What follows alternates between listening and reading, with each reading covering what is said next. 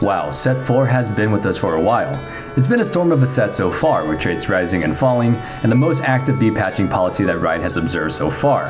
And we also have reached a balance point in 10.22. Wait, TFT? Balanced? Well, I mean, it's not ever truly balanced. There's always going to be better and worse comps, but it finally does not feel bad to play anything that you want. Hey everyone, and welcome back to another ProGuides TFT video. Today we're going to be giving you guys the traits tier list for set 4 so far. Remember, this is a tier list for the whole set, all patches of it up to this point. Don't be surprised to see a trait that hasn't been doing so hot currently, but did well in the previous patches, or the opposite. Our tier list is based on traits that we see top 4 comps the most across all ranks of play. Our criteria for ranking a comp is not based on their being field in full capacity. For example, 6 Enlightened may not be a great comp, but Enlightened in general has been splashed and played with its silver trait a ton with good results, so it will not be a low rated one. Try to squeeze the best ones in your comps for maximum LP gain while they're unchanged. And you know what time it is? It's time for our question of the day. For the question of the day, what is your absolute favorite trait so far in set 4? Ours is Adept, because we love the ability to mess with the opponent. Before we dive right on in, I just want to let you guys know that we have a Discord community and a new subreddit that's growing really fast. We have all of you to thank for that, and we want to continue building our community and helping you guys be a part of it. Make sure you check the link in the description down below. We'll see you there. S tier. Our S tier includes traits that will be very familiar, as you will see them in most comps that manage to top 4 and often top the whole lobby. First up, we have Mystic. Weird, huh? One of the defensive traits is actually by far the most successful one. This is partly due to the insane amount of magic damage present in this set, as well as the pure strength of Mystic units. We have Cassio, Shen, and Zillion, without even mentioning Janna, who was amazing for 2 patches and will quite literally blow you away. Also, we didn't forget about Yuumi either. Mystics find themselves in successful comps like Ahri and are preferred splash in many others. A Mystic chosen is not something to scoff at either. Next up is, and you guessed it, Emperor. Wait, you didn't guess it? Well, it's true. Azir's trait has been consistently good to awesome throughout set 4 as soon as people start figuring out how OP he is. The ability to position soldiers and getting the most out of them is not even fully explored yet, and I'm sure of that. It is a solid counter mechanic to champions like Aatrox, and that's not even counting Azir as a champion and its impressive ultimate.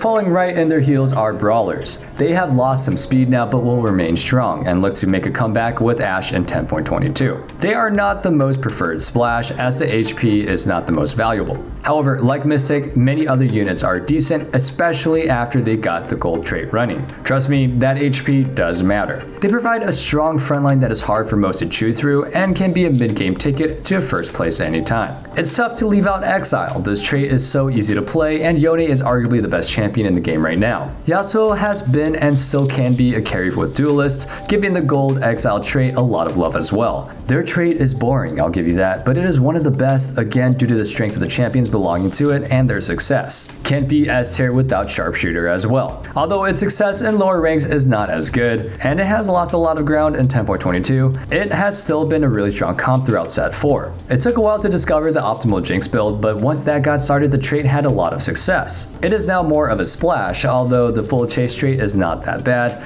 thus retaining some of its popularity if not its power.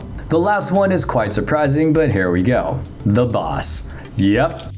Set disappeared for a little bit after 10.20, but he is still there and he is still a viable pick. He has gained a lot of ground since his first nerf and is consistently a strong buy for you in the front line to help with a little bit of extra damage and tankiness. We shouldn't, but we can't help mentioning Chosen Set being absolutely team deleting with the bugs that he got if he has just one AP item. It's hard to get, but boy is it fun. Brawlers are an easy trait to play. Set is a natural completion of the comps using them, making him a fairly popular and consistent pick. And that's going to be concluding our S tier. There are a few traits that were really close to making the list, but you'll likely see them in the A tier, so let's go ahead and jump right into that. It wouldn't be an A tier without Enlightened. This is another trait that kind of sucks when gold because it doesn't even leave enough room for the other synergies. At its silver state though, it has produced one of the better comps of set 4 so far. Talon carry as well as Nami bubble comp. It's also seen fairly as often as a splash, like an Irelia, Janna combo in the Divine Warwick meta. Enlightened is also a really solid early game combo, with Janna and Nami providing infinite CC and survivability, outlasting opponents pretty often. Ninja outside of the first patch has been a staple strong build too. Gosu, with the Spirit Z meta being its zenith. An argument could be made for the S tier, but we bumped it down due to the 4 ninja being so problematic for so long, which is too glaring a flaw of a trait. As far as the bronze trait is concerned though, ninja shines very bright and can be a really good transitional trait from the early game onwards. Dusk is up there too. It dominated early, fell off hard, and has been clawing its way back since. It's one of the better splashes due to 20% of the spell power and the unit strength that it has, with Riven, Cassio, and Thresh being around. Finding a Dust Chosen is almost worth playing it if you can fit it into your comp as well, which is a strong indicator of how good that trait is. Standing valiantly in our frontline, Vanguard is here. Like Mystic, one of the excellent splashes for the stronger frontline, especially given how popular Sejuani is, with Vanguard enabling her to almost always get her spell off. Since it's so popular, its win top 4 rate does fall off a bit since too many people use it, on top of the gold trait being historically fairly subpar. The silver trait is decent but worse than 4 Mystic, and they usually go together. Zipping around the map with their increased movement speed, duelists are here to stay. One of the most underrated traits in the set, duelists have some preconditions to play them, but when you hit those, they are almost always a top 4. A decent early game into an unbeatable mid game into a late game that involves Yone, so it must be good. The trait has seen some splashing mainly between Lee Sin and Jax for that double synergy, but it's one of the few traits worth taking to gold or even chase, which is also going to be a stable performer throughout all of set 4 patches. Hunter is here as well with consistently high-end results throughout the entire set. The reason it's not S, even though Aphelios, Ashe, and Warwick have been god tier comps at some points, is that its impact was fairly low until its rework and was not really the reason the comps were amazing. The rework helped, but meanwhile Aphelios got destroyed, Divine got nerfed, thus Warwick being worse, so Hunter got dragged along with it. Overall a solid trait though, and absolutely lethal in the early to mid game, essentially one-shotting units if your Hunter is itemized. The final one in this tier list is Divine. After its rework, even with the nerfs, the trait is absolutely solid, but even before it reported a relatively consistent rate of play and top 4, mostly as a splash as well as a bonky Kong comp. We will continue to monitor this as it hasn't really been solved since its rework, but the trait is absolutely solid and deserves a spot in the A tier. That's going to be concluding our A tier. If you think that we missed a trait there, then we would love to hear your opinion in the comments. Until then, let's go ahead and move on to the B tier. First one out of the gate in the B tier is Adept. Its recent ups and downs have not taken away from our favorite trait of the set. It's a pretty good splash and works with a fair number of comps since 2 of the units have 3 traits in Irelia and Shen. Oh, also, did we mention that Yone is the best unit in TFT? Well, he is also an Adept. The reason the trait is not higher is that it was not essentially a trait until 10.21, where it exploded into awesomeness. We expect it to rise in power as we go along with the set. Following up is Tormented. Kayn was the best legendary unit for 2 patches until his nerf, and his trait made him an absolute menace for 3 combats, leading him to deleting whole backlines. The Shade nerf along with Tormented nerfs to Blue Kayn dropped him from his throne and down to the B tier. We do expect some adjustments to him as he is almost not worth running at the moment outside of playing a Shade build and needing him for the Chase trait. Let's face it, Spirit was broken for a couple of patches, however the nerf was absolutely gutting to the comp. It's decent in specific instances, but its value as a splash got demolished and the gold trait is not too amazing. It's pretty funny how both Ahri's traits are both below A tier, but the champion itself is definitely S. But that's how it works, folks. It's the other champions dragging it down. Shade is here as well for the absolute same reason as Spirit. The nerf was really big, and while the trait still works, the impact it had on the game before is gone. There's an argument for the game being really annoying to play if Shade is above B tier, however, as that aggro drop is just the most frustrating thing to happen to you. Assassins never really took off as a whole comp, but some of the best carries this set have used it as a splash. Both Akali and Talon have been S tiers aplenty and need another assassin or to be chosen to display their full power. However, that's about it. The silver trait is not bad, but definitely not amazing, whereas 6 assassins is iffy with the right items and chosens. Warlords are here as well. While not the most popular comp, it's both uncontested and worth pursuing with the right chosen early. An argument can be made for C tier for this since its statistical results are consistently below average, but that is also because it's a terrible splash. You either go full Warlord or you may not as well play it at all outside of the early game. When you play full Warlord, however, you can top lobbies with good Katarina and Azir items if you survive the mid game. Thus, we are giving a chance at the B tier with an asterisk.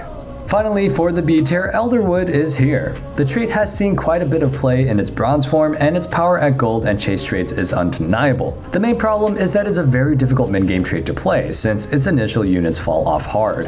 In Maokai and Hecarim and Veigar without mage and items, they might as well not even be there. One of the better ways to transition that mid game is with the itemized Hecarim, but that is still too much of an investment. But if you could get that rolling, then you will have some serious horsepower. This concludes our B tier, so let's move on to those poor little traits that got a C, like me in high school.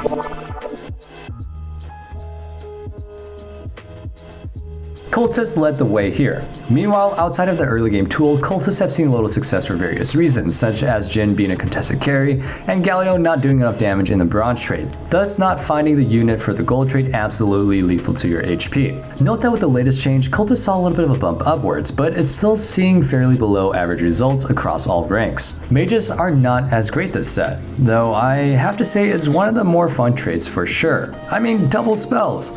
It's a decent splash and saw play in Veigar and Ahri metas, but after Veigar got nerfed, the struggle is real. The Bubble Trouble comp uses it a little bit too, but mostly in the splash once again. Overall, this trait can slowly start improving with a few key changes, but it's a really difficult to balance one since double spells can always be absolutely devastating, as the Veigar meta showed. Poor Moonlight is not doing so hot. Even during the Aphelios meta with so many people trying it, it actually got a fair amount of bottom 4s, and despite the outrage against it, it didn't really have the amazing numbers that people thought it had. The problem was Aphelios, not Moonlight. The trait itself was fairly meh outside of using it in the early game build to save HP and win streak. The recent couple of patches has made it absolutely horrendous, earning its spot in the C tier. Fortune is fun and fun. However, it's also garbage as a late game option. Yes, you can high roll and absolutely kill it with the 6 Fortune build. However, most times you sell your Fortune Chosen or your 3 Fortune Champions by 4-1 after cashing in and then never looking back. We are giving it a C tier based on the end results. Its usefulness, however, in getting top 4s and then giving you more gold and Nicos is undeniable. If we judge based on that, then it probably would be an A tier. Dazzler is down here, but make no mistake, it's on the come up. This is only based on history, but the recent rework is fantastic and makes Dazzler an excellent addition to any comp, especially with the Chosen. We are looking forward to seeing how many more comps use it in the future, as it is our second favorite trait this set, since it also messes with the opponent. Yes, we are aware of the certain sadistic tendencies that we may or may not have. Finally, Keeper has not been a trait for a while, though it's been looking up a bit in the latest patch. Past performance, however, leads us to rank it really low. Its main usefulness was as a splash with Riven and Azir, but outside of that combo, the trait is fairly sad and in need of a rework. Okay, I think we got them all. Remember, this is based on available data and the experience of our top players right now. A tier list is a guide for prioritizing comps. It doesn't mean that you shouldn't play 6 Fortune if you have the chance. It's about the most fun that you can have. So go on out there and climb that ladder. As always, we love your feedback and continue to bear it in mind while we're creating our videos. Hit us in the comments with your thoughts about our ratings. We really like interacting with our audience and hearing your opinions. With all that being said, stay safe, stay healthy, and have a wonderful day. Peace.